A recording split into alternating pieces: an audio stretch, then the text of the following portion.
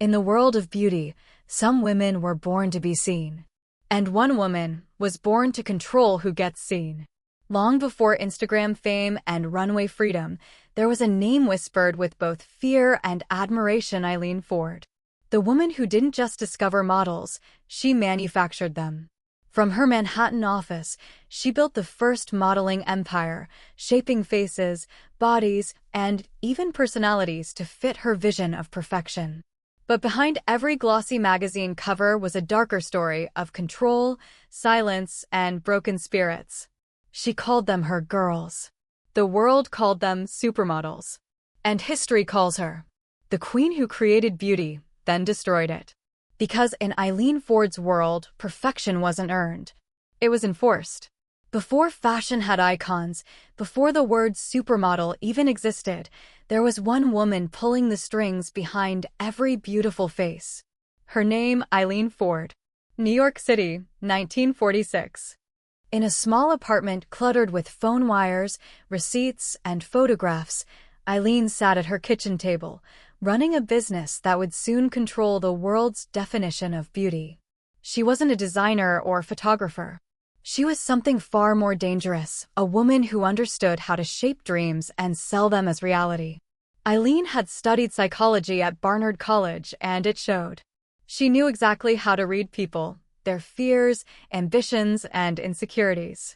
When she married Jerry Ford, a charming but practical man, the two turned their living room into the command center of what would become Ford Models, the first organized modeling agency in the world. At a time when most women were told to stay home, Eileen built an empire. She made modeling, a once casual pastime, into a disciplined profession. She introduced contracts, schedules, and training. Every girl who walked through her door was given strict rules: be on time, stay in shape, speak politely, obey the agency. To the outside world, it looked like guidance. To those inside, it felt like control. Eileen wasn't interested in rebellion or raw individuality. She wanted uniform perfection, a clean, polished image that brands could trust. She measured success not in emotion or art, but in consistency. Every Ford girl had to look reliable, respectable, and safe, even if she was dying to break free. And the girls listened. Because Eileen Ford had something they all needed: access. Access to the biggest magazines, photographers, and clients in the world. She could take an unknown teenager from the Midwest and turn her into a global face. But the cost was obedience. Those who defied her quickly learned the unspoken rule: Eileen Ford made careers, and she could end them just as fast. Her empire grew faster than anyone imagined. With every booking, her reputation hardened. She wasn't just an agent. She was the mother of modeling. Yet her version of motherhood was wrapped in business suits and contracts. She nurtured, but she also ruled. Behind the warmth of her smile was an iron will.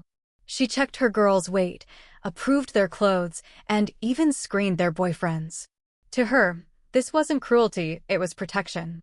She believed that discipline built success, and success justified control.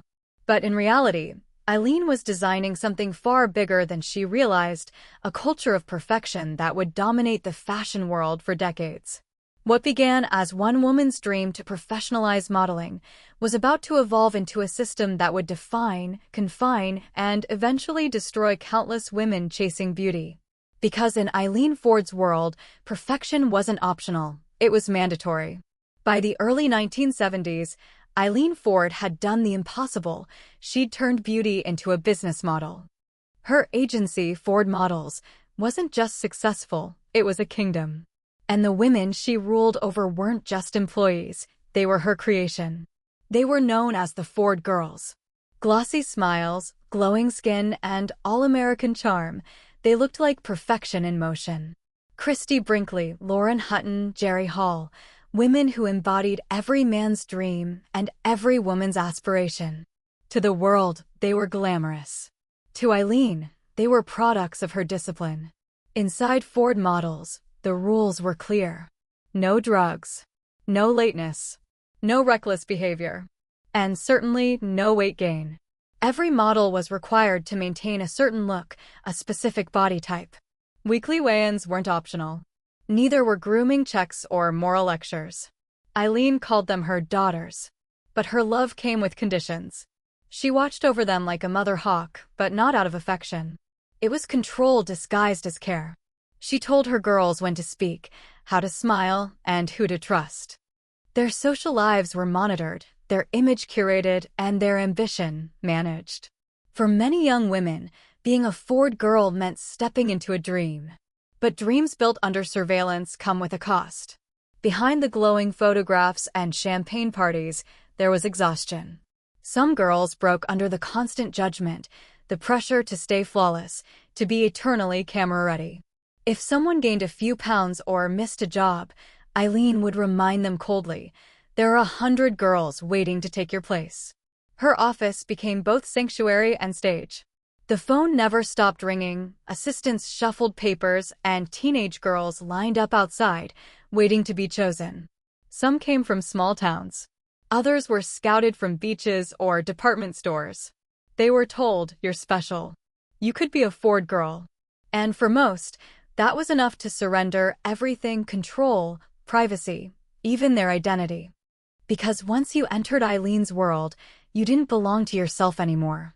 You belonged to the image she created. She wasn't cruel for cruelty's sake. She truly believed she was protecting her girls from the dangers of fame. But the tighter she held them, the more fragile they became. One whispered rebellion could end a career. One misstep could erase a name from her roster forever. Yet despite the fear, they stayed. Because Eileen Ford could do something no one else could. She could make you famous. To the industry, she was the mother of models. To her models, she was a paradox, both savior and warden. And as her empire expanded, so did her reach, until every runway, magazine, and campaign carried the mark of her control. The Ford girls had conquered the world. But soon, someone else would challenge their queen. And when that happened, the empire she built with iron discipline would begin to crack. By the late 1970s, Eileen Ford's empire was untouchable. Her girls owned every magazine cover, every perfume ad, every fashion campaign that mattered. Ford Models wasn't just a company, it was the law of beauty. But every empire meets its rival. And for Eileen, that rival came wearing a silk tie and a disarming smile: John Casablancas, the founder of Elite Models. Where Eileen preached control, John promised freedom. Where Ford demanded purity, Elite offered rebellion. He was charming, flamboyant, and unafraid to steal her stars right from under her nose. He knew Eileen's power came from fear, and he planned to break it. The poaching wars began quietly, a model leaving Ford for Elite here, another there, but soon it became a battlefield. Contracts were torn apart, secrets leaked, and loyalty became just another commodity. Photographers, designers, and even clients picked sides. New York fashion turned into a chessboard, and Eileen Ford refused to lose. To her, this wasn't business. It was betrayal. Casablancas wasn't just taking her girls, he was taking her authority. Behind closed doors, the battles grew darker. Eileen accused Elite of seducing her models with false promises: money, freedom, luxury. Elite accused Ford of manipulation, fear tactics, and emotional abuse.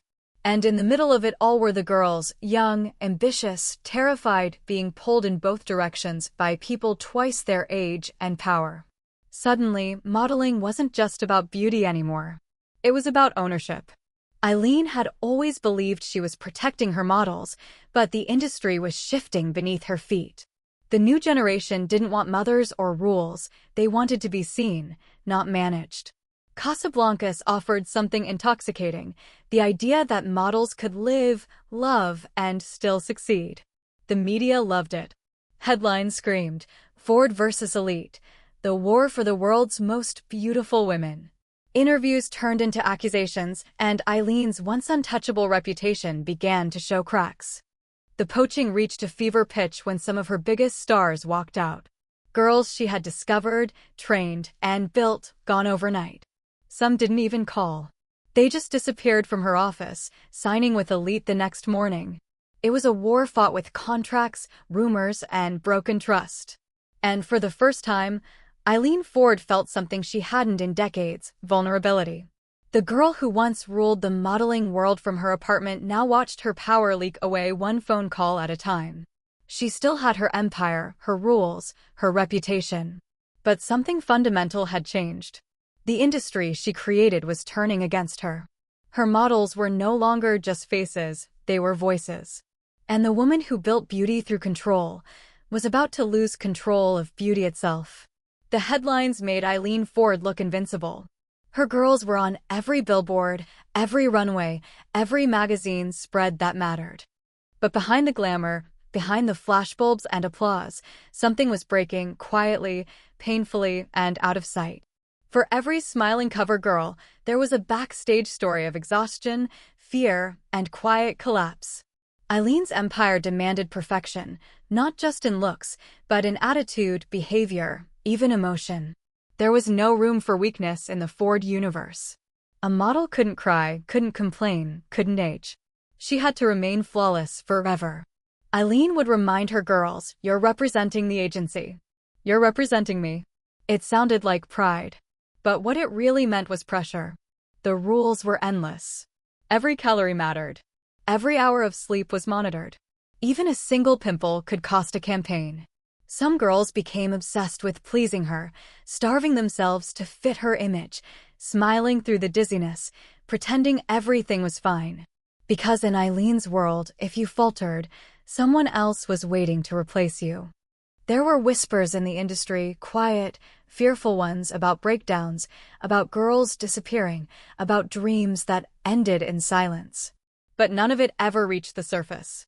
Eileen's empire was too powerful, too protected. Her word was law, and her models rarely dared to question it.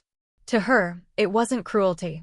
She believed she was building professionals, women who could survive in a ruthless business. She had lived through decades of rejection herself. She knew how harsh the world could be. She thought she was teaching them strength. But in the process, she was teaching them submission. Some models began to realize that the agency wasn't just managing their careers, it was shaping their entire identities. Who they could love, how they could speak, what they could eat, even how they could feel. And while Eileen controlled her girls, she also controlled her image. She presented herself as the savior of young women, the mother figure who protected them from exploitation. She fought against sleazy photographers and unprofessional clients, and in doing so, she truly did change the industry for the better. But that protection came at a cost: freedom. She gave her girls stability, but took away their choice. She offered fame, but demanded surrender. And as the 1980s unfolded, the cracks in her perfect system began to show. The new generation of models was louder, freer, more rebellious. They didn't want to be controlled, they wanted to be seen. Eileen Ford's obsession with perfection had made her a legend. But it also created a silent trail of broken confidence, lost youth, and women who forgot who they were without her approval. Perfection had made her empire. And now, perfection was about to destroy it. The 1980s were roaring, but the world Eileen Ford had built began to tremble. Her girls, once obedient and polished, were no longer willing to live under iron rules. The modeling landscape was changing. Freedom and individuality became the new currency, and rebellion whispered in the wings of every runway. Eileen had built an empire on discipline, perfection, and obedience. She had nurtured, trained, and launched some of the world's most iconic faces. Yet the very system that made her a queen now threatened to dethrone her. The new generation of supermodels demanded something Eileen had never offered: autonomy. They wanted to speak for themselves, choose their projects, and define their own image. They were no longer the silent, polished girls molded to fit the agency's vision. They were Naomi, Cindy, Linda, women with power of their own. Casablancas and elite models, once her rival, had set the stage for this revolution. The rebellion that started with teenage girls escaping Ford's control had grown into a tidal wave of independence. Clients, photographers, and magazines no longer needed the Ford stamp to succeed. Eileen's authority, once absolute, was beginning to crumble. The battles were subtle but unmistakable. Models refused contracts, questioned rules, or demanded more creative control. Her once loyal assistants quietly sided with the new wave. Even the media, who had long worshipped her, began celebrating the rebels. Eileen tried to adapt, but decades of control had forged a rigidity that could not bend. She had trained obedience into her models so deeply that rebellion was alien to her system. The more she tried to regain control, the faster the world moved past her. Her empire, once untouchable, was showing cracks. The girls who owed her everything, fame, opportunity, fortune, were now the agents of change. The industry she shaped was turning into something she no longer recognized. Her rules, her perfection, her iron grip, obsolete. And yet, even in decline, her influence remained undeniable. She had created the template of a supermodel, the tall, polished, perfect image that defined decades. Her empire may have been cracking, but her fingerprints were on every major campaign, every runway, every ad spread. Eileen Ford had built beauty into an empire. But in trying to control it forever, she had created the very forces that would surpass her. In her later years, she would watch the industry evolve without her, seeing her girls walk freely, define themselves, and command the world in ways she never allowed. The Queen of Control was still remembered, still respected. But the crown she wore was no longer hers to hold. The empire endured, but the ruler had changed. Eileen Ford spent decades shaping the world of fashion. Her rules, her discipline, and her vision had defined an era. But by the time the 1990s arrived, the empire she had built was no longer entirely hers. The models she once controlled now commanded their own fame, using the lessons she had taught, but on their own terms. Her influence remained everywhere. The standards she set for beauty, flawless skin, perfect posture, the iconic all-American look, still guided agencies around the world. Contracts, image management, and brand building, once pioneered by Eileen, had become the backbone of the modern modeling industry. Social media and personal branding had replaced her iron grip, but the foundations were unmistakably hers. Yet behind the glossy success stories lay a darker truth. Eileen had created women who could shine on every stage, appear on every cover, and earn unimaginable wealth. But in that creation, she had also taken pieces of their freedom. The very perfection she demanded came with sacrifice, lost innocence, silent suffering, and the constant fear of failure. The paradox of Eileen Ford's legacy is clear. She was both maker and destroyer. She gave life to the supermodel era, elevating fashion to a global spectacle. But the system she created also confined, controlled, and sometimes crushed the women who walked within it. Her empire built careers, and sometimes broke spirits. Eileen herself aged gracefully, watching from the sidelines as the industry evolved beyond her control. She saw former Ford girls assert independence, launch businesses, and define beauty on their own terms. The queen who had once ruled with discipline and fear could no longer dictate the narrative. Yet she remained immortalized in every photo, every campaign, and every story of the golden age of modeling. Her name became synonymous with power in the modeling world, a cautionary tale as much as a legend. Agencies learned from her brilliance, her ruthlessness, and her unflinching standards. Her methods still echo today in contracts, casting decisions, and image management, reminders of a woman who once defined an entire era.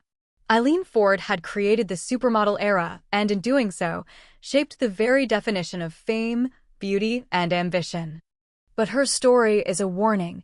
Power without empathy, control without compassion, and perfection without humanity can leave a legacy that is as damaging as it is brilliant. She was the maker of stars. She was the breaker of spirits. She was Eileen Ford, the woman who built an empire of beauty, only to discover that some things, and some people, cannot be owned. In the end, her influence remains eternal, her empire unforgettable, and her contradictions haunting.